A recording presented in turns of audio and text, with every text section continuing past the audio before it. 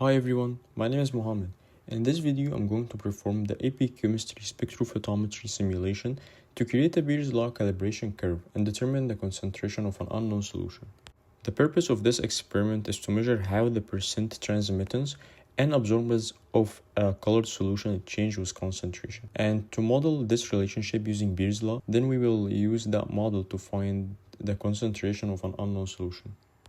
In this experiment, I will use an online spectrophotometry simulation to model a real Beer's law lab.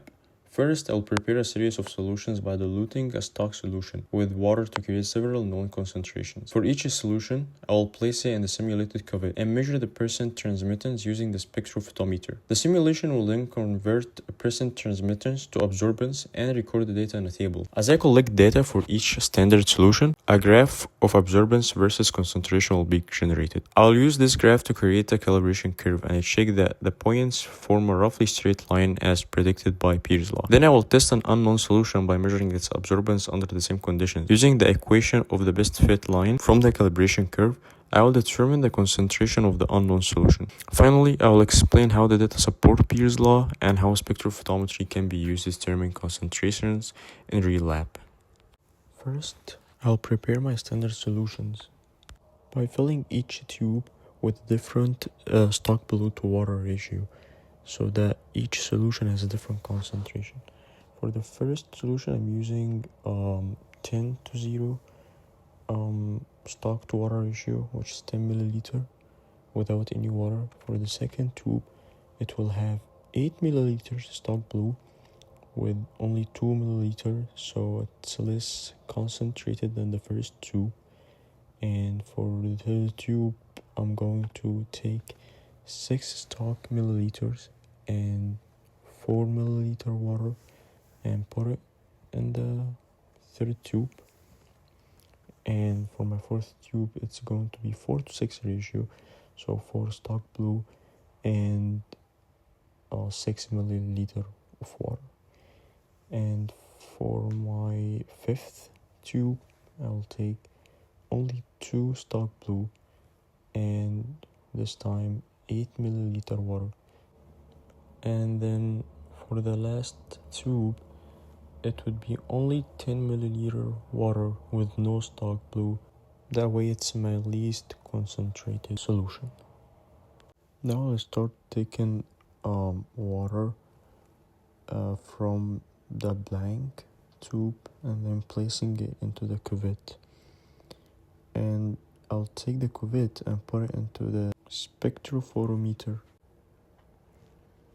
Then after I put it in the spectrophotometer, I will press 0.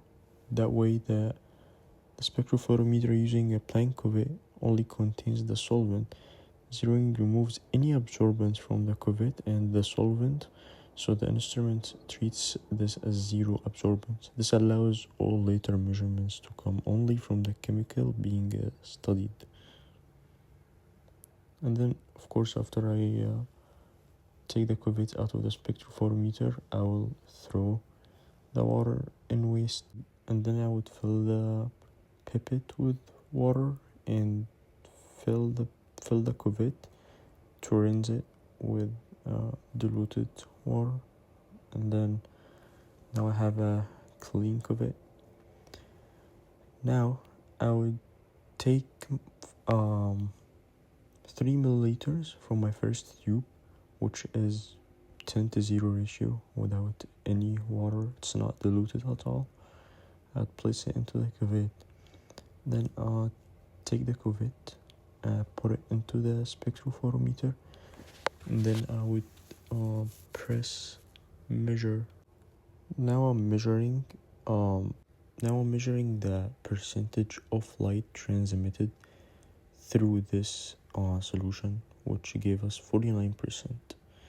Now I'll repeat this process for all the tubes, and once we go from the most diluted to the least diluted, this percentage should increase linearly according to Beer's law.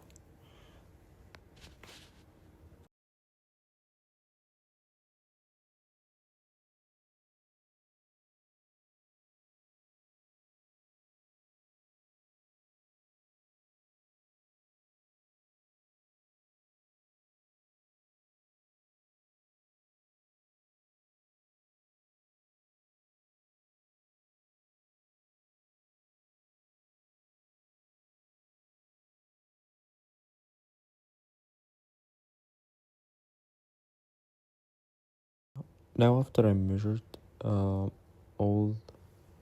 of my known solutions, now I would test the unknown drink, and I would take a sample from the unknown drink and put it into the cuvette, and then I would place it into the spectrophotometer and then press measure,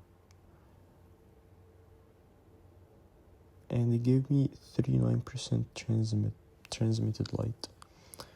Now that all my standard solutions are measured, the simulation has plotted a graph of absorbance versus concentration.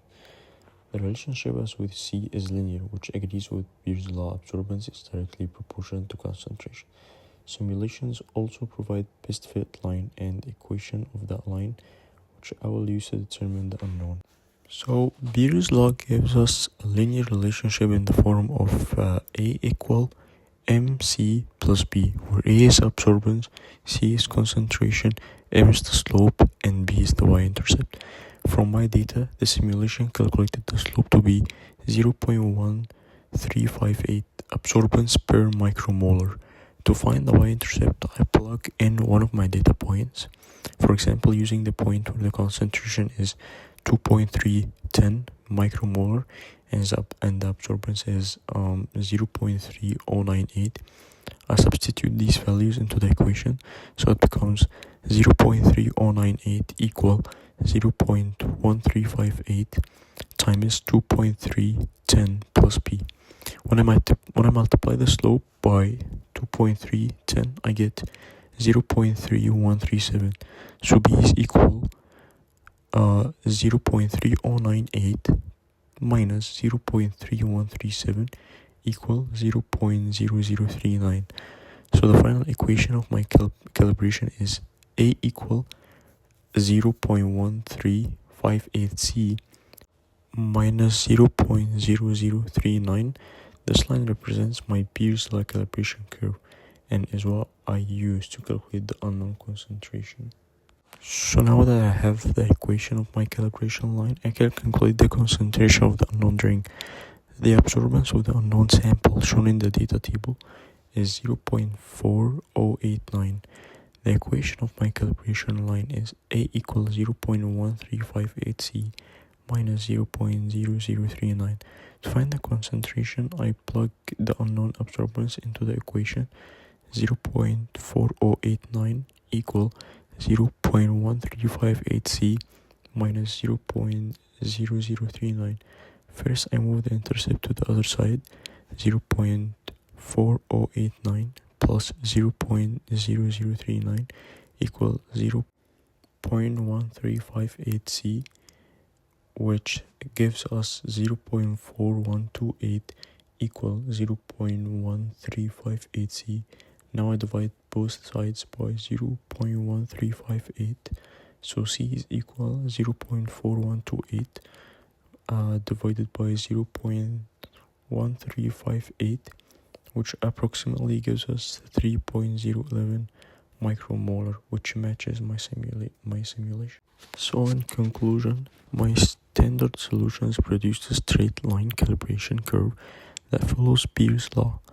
Using the absorbance of the unknown and the calibration slope, I calculated the unknown's concentration to be 3.011 micromolar. The simulation shows how spectrophotometry can determine the concentration of a solution based on how much light it absorbs.